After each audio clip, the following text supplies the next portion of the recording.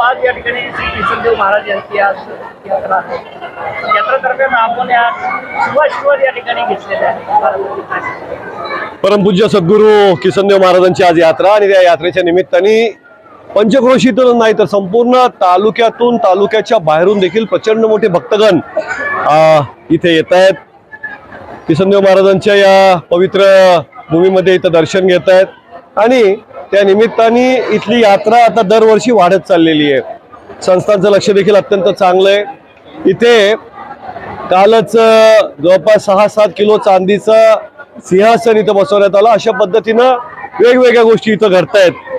मागे या संस्थानला ब वर्ग तीर्थक्षेत्राचा जो दर्जा आहे तो मिळवून देण्याच्या दृष्टिकोनातून मला प्रयत्न करता आला. याचा मला मनापासून आनंद आहे आणि निश्चित त्या माध्यमातून एकदा ब वर्ग तीर्थक्षेत्र मिळालं की आपोआप निधी सुरू होतो आणि तसं आता इथे निधी पण शासनाचा जो आहे तो सुरू झालाय. त्या माध्यमातून देखील अनेक गोष्टी घडतायत आणि दिवसेंदिवस भक्तांच्या दृष्टिकोनातून अनेक सुविधा इथे निर्माण होत आहेत.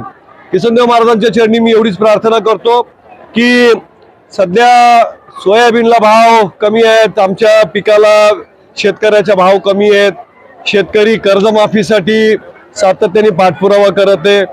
अशा याच्यामध्ये शेतकऱ्याच्या दृष्टिकोनातून हे वरचं पुढचं चांगलं जाऊ दे. त्यांना शेतकऱ्याला कर्जमाफी असेल, चांगले भाव असेल ते देण्याची सद्बुद्धी शासनाला मिळू दे आणि त्यासोबतच या देशामध्ये सद्भावना जी आहे ती वाढली पाहिजे.